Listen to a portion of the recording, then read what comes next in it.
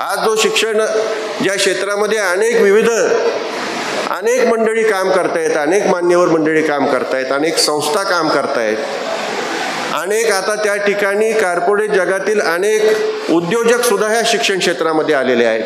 परंतु त्या काळामध्ये सर्वसामान्यांना शिक्षण मिळावं हा उद्देश घेऊन त्या ठिकाणी ज्या काही संस्था निर्माण झाल्या त्याच्यामध्ये निश्चितपणे कर्मवीर भाऊराव पाटलांचं आपल्याला आवर्जून नाव घ्यावं लागेल, कैलासवासी मालोजीराजांचं नाव घ्यावं लागेल. आणि ह्या दोघांचा अत्यंत निकटचा संबंध होता आहे. आणि ज्यावेळी त्या ठिकाणी कर्मवीर भाऊराव पाटलांना रयत शिक्षण संस्थेला कुठल्याही प्रकारचं सहकार्याची आवश्यकता असेल त्या ठिकाणी श्रीमंत मालोजीराजे नेहमीच त्या ठिकाणी उभे होते.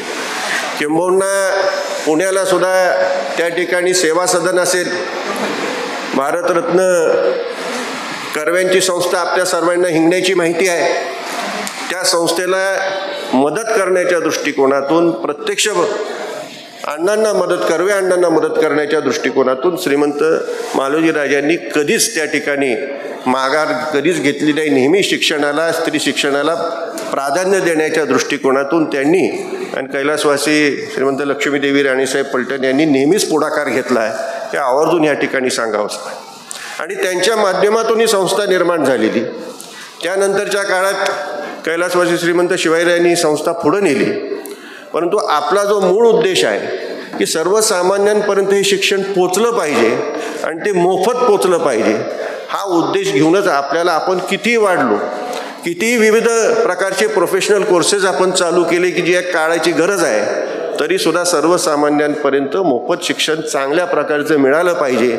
आणि त्या शिक्षणाच्या आधारावरती तो स्वतःच्या पायावरती ती व्यक्ती उभी राहिली पाहिजे, हा उद्देश घेऊनच आपली संस्था इथून पुढच्या काळात सुद्धा काम करत राहणार.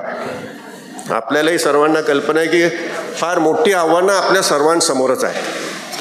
अगदी पहिलीपासून बालवाडीपासून ते महाविद्यालयामधून शिक्षण घेऊन पुढं जाईपर्यंत अनेक आव्हानं आज आपल्या सर्वांसमोर आहेत. आपण सर्व बहुसंख्य या ठिकाणी शिक्षक शिक्षिका सर्व आपण समोर बसलेला आहे. आणि आपल्यालाही कल्पना आहे की आपण ज्या ज्या शाळेत आहेत त्या शाळेमध्ये पटसंख्येचा फार मोठा प्रश्न त्या ठिकाणी उद्भवताना आपल्याला दिसत आहे.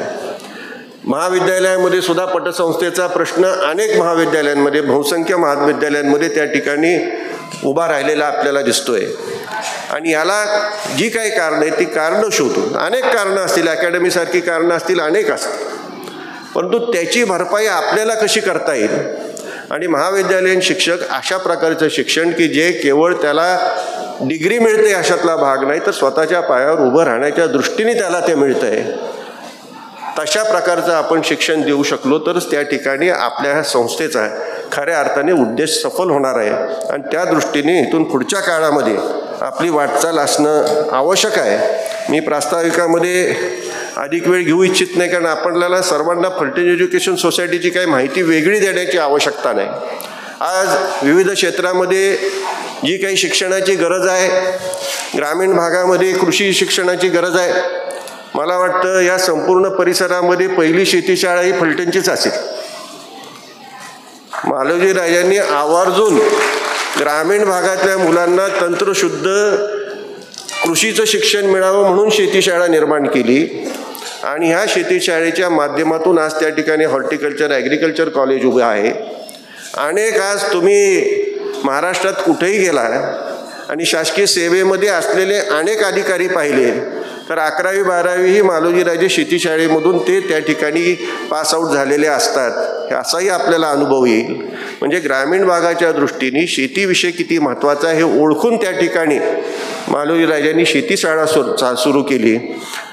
त्याच्यावर आपण वाढून आज हॉर्टिकल्चर, ॲग्रिकल्चर कॉलेजमध्ये गेलो, इंजिनिअरिंग कॉलेजची आपण सुरुवात केली आहे.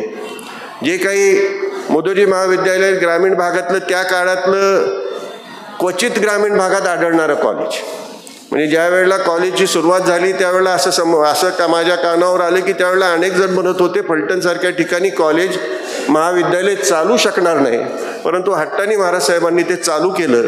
यशस्वीपणे ते आज चालत असताना आपल्याला आपण पाहतोय 5000च्या वर विद्यार्थी त्या ठिकाणी आज शिक्षण घेत आहेत. अनेक नामवंत प्राचार्य ह्या कॉलेजमध्ये त्यांनी अध्ययन केलेलं आहे. या ठिकाणी कैलासवासी प्राचार्य शिवाजीराव भोसल्यांचं नाव घेता येईल. प्राचार्य देशमुख सर तर आपल्या समोर या ठिकाणी आहेत. मुदोजी महाविद्यालयामध्ये ज्याप्रमाणे प्राचार्य शिवाजीराव भोसले त्या ठिकाणी अनेक वर्ष त्यांनी प्राचार्य म्हणून काम केलं आणि प्राचार्य शिवाजीराव भोसले आपल्या सर्वांना माहितीच आहेत की संपूर्ण महाराष्ट्रात, देशात, अगदी जगात म्हटलं तरी ते प्रसिद्ध होते. त्यांच्या वक्तृत्वामुळंच त्या ठिकाणी प्रसिद्ध होते. त्यामुळं मुदोजी महाविद्यालयाचे नाव खूप मोठं झालं. त्याचप्रमाणे आपल्या मुदोजी हायस्कूलमध्ये सुद्धा कवी गिरीशांसारखे त्या ठिकाणी मुख्याध्यापक होते. हे कित्येकांना माहिती नसेल की कवी गिरीश आपल्या विद्यालयामध्ये त्या ठिकाणी मुख्याध्यापक म्हणून काम करत होते. म्हणजे अशा प्रकारचे महाव्यक्ती आपल्या ह्या संस्थेला लाभले. संस्था पुढे गेली. आता इथून पुढच्या काळामध्ये काळाच्या गरजेप्रमाणे आपल्याला ही संस्था सर्वसामान्यांना उपयोगी येईल अशा दृष्टिकोनातून पुढे नेण्याची जबाबदारी आता आपल्या सर्वांवरती आहे आणि ती समर्थपणे आपण सर्वांनी पार पाडावी एवढीच आजच्या मुदोजी दिनाच्या निमित्ताने मी आपणा सर्वांना विनंती करेन. आणि फार अधिक प्रास्ताविक न लांबवता पुन्हा एकदा ह्या ठिकाणी आपल्या सर्वांच्या वतीने मी पाहुण्यांचं, प्राध्यापक डॉक्टर ज्ञानदेव म्हस्के साहेबांचं, त्याचप्रमाणे प्राध्यापक डॉक्टर महानवर सरांचं या ठिकाणी मनापासून स्वागत करतो. आपणा सर्वांना मुदोजी दिनाच्या निमित्ताने मनापासून या ठिकाणी शुभेच्छा व्यक्त करतो आणि माझे प्रास्ताविक थांबवतो. धन्यवाद बाबा. दिनांक 12 जून 1951 रोजी मुंबई प्रांताचे तत्कालीन मुख्यमंत्री नामदार बाळासाहेब खेर यांनी शाळेत